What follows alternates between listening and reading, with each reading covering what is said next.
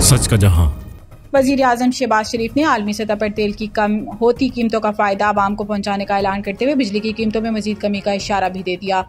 पीर को वज़ीर आज़म की ज़ेर सदारत मैरी टाइम सेक्टर में इस्लाहात से मुतालिक अहम इजलास हुआ, जिससे खिताब करते हुए वज़ीर आज़म शहबाज शरीफ ने कहा कि जैसे पहले तेल की कीमतों में कमी का फ़ायदा बिजली की कीमत कम करके दिया, इसी तरह इस वक्त जो बड़ी कमी आ रही है इसका फ़ायदा भी आवाम को पहुँचाएंगे। वज़ीर आज़म ने कहा कि मुख्तलिफ तजावीज़ पर सोच व विचार जारी है। बिजली की कीमतों में मजीद कमी के लिए इस्लाहात पर तवज्जो दी जा रही है। आने वाले महीनों में बेहतर नताइज निकलेंगे। इसके अलावा वज़ीर आज़म ने कहा कि तवानाई के शुबे में इस्लाहात से बिजली के नरखों में कमी मुमकिन है। मैरी टाइम सेक्टर में पायदार इस्लाहात के लिए टास्क फोर्स मुतहरिक है। समुद्री मईशत में जमूद के खात्मे के लिए इस्लाहात पर काम जारी है।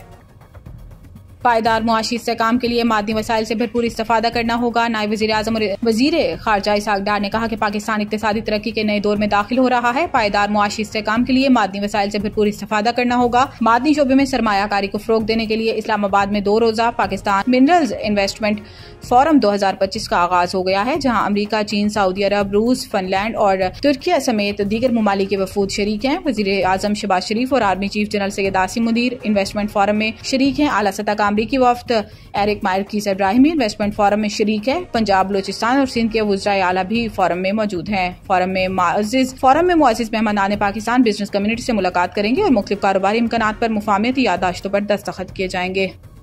इस्टेब्लिशमेंट या दीगर जमातों से PTI की बातचीत में सबसे बड़ी रुकावट इनका गालम गलोच ब्रिगेड है। राना सनाउल्लाह ने कहा कि बानी PTI ने अपने लिए मसाइल खुद पैदा किए, हुकूमत ने नहीं। वो बिगाड़ पैदा करने और मुश्किलात बढ़ाने में खुद कफील हैं। इन्होंने कहा कि सोशल मीडिया PTI के घर का चिराग था और इस घर को आग लग गई घर के चिराग से। इस्टेब्लिशमेंट या दीगर जमातों से PTI की बातचीत में सबसे बड़ी रुकावट इनका गालम गलोच ब्रिगेड है। इनकी अपनी जमात में भी कोई ढंग की बात करे तो इनका गालम गलोच ब्रिगेड इसकी राह में भी रुकावट बन जाता है। इस ब्रिगेड के होते हुए हमें किसी अंदेशे की जरूरत नहीं। आजम सवाती ने जो बातचीत की कोशिश की वो भी इसलिए नाकाम हुई।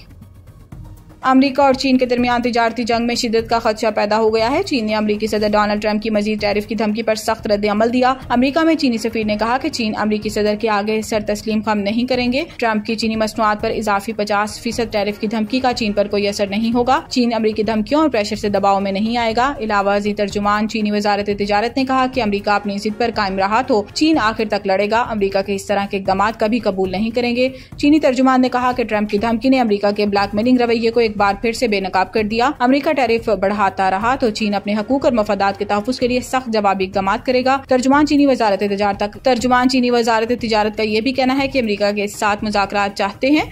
तिजारती जंग में कोई फायदा नहीं था।